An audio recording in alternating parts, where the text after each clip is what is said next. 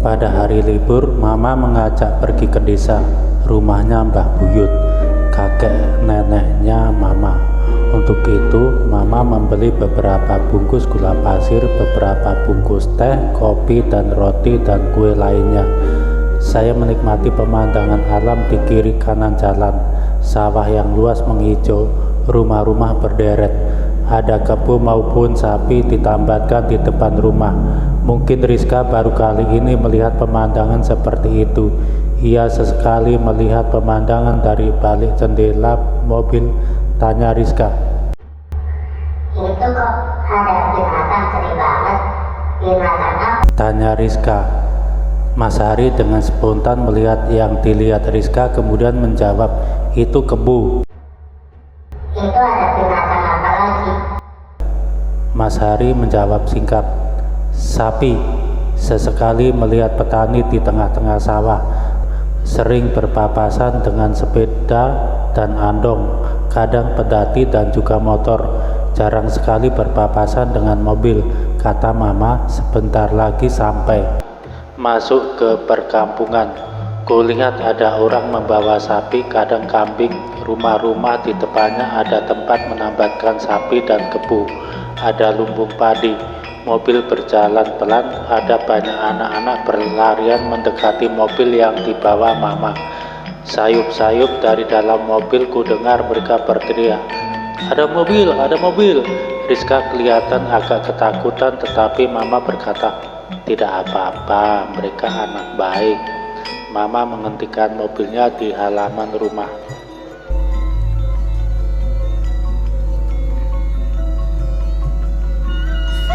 Ada nenek-nenek keluar rumah, kemudian Mama segera keluar dengan menggendong Rizka.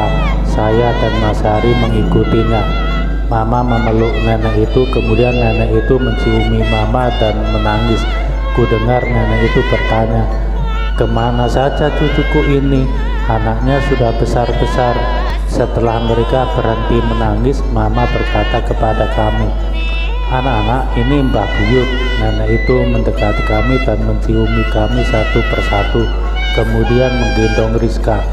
Seorang kakek muncul dari rumah kemudian menyambut kami. Sesaat kemudian bertanya kepada Mama, kok suamimu tidak ikut? Kemana? Mama menjawab singkat, kerja. Rizka sepertinya tertarik dengan sapi-sapi yang berada di kandang. Ia merengek untuk melihat dari dekat. Kemudian nenek menuju ke kandang sapi. Rizka tidak takut. Ia memegang dan mengelus-elus kepala sapi itu, kemudian memberinya makan jerami. Sore itu sangat dingin dan saya akan mandi. Kamar mandinya berada jauh di depan rumah. Airnya tidak mengalir seperti di rumah, tetapi ditimba dengan kerean. Mama menimba air untuk dimasukkan ke dalam bak mandi.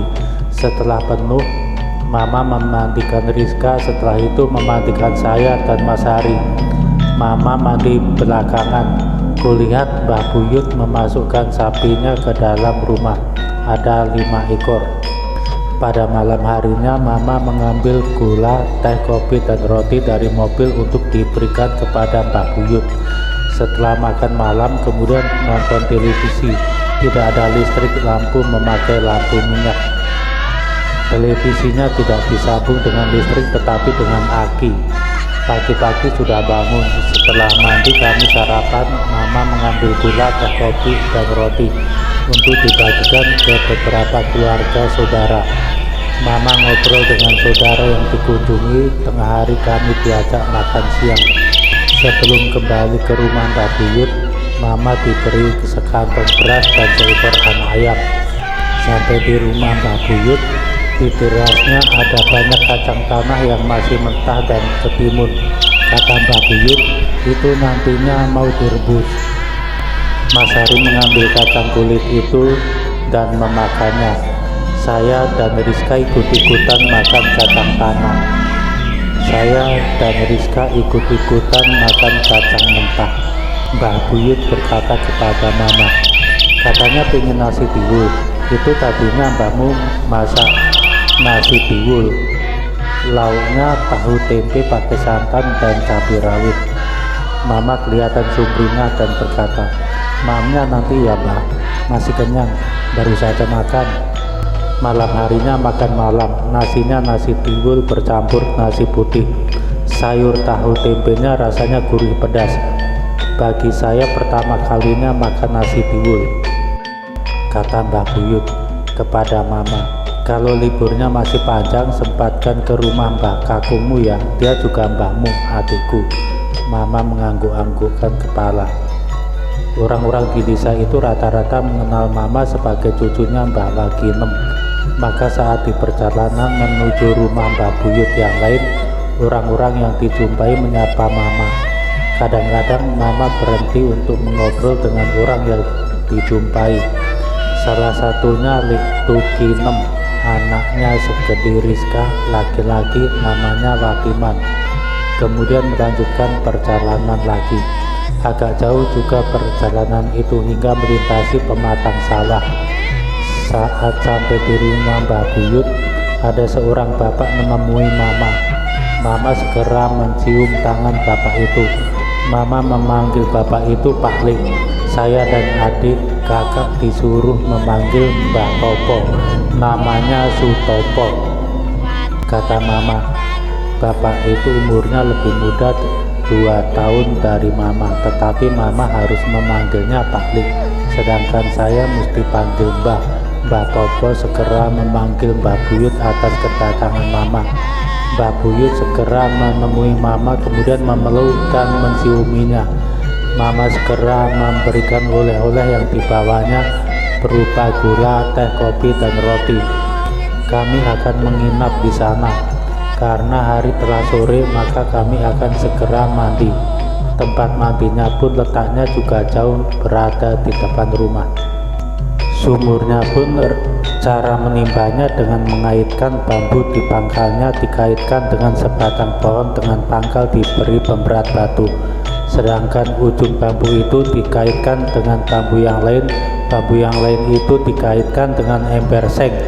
Jadi saat mengambil air dengan cara memasukkan batang bambu itu, dan saat mengeluarkan dengan menarik keluar batang bambu, kemudian dituangkan ke jum atau bak mandi yang bulat terbuat dari tanah.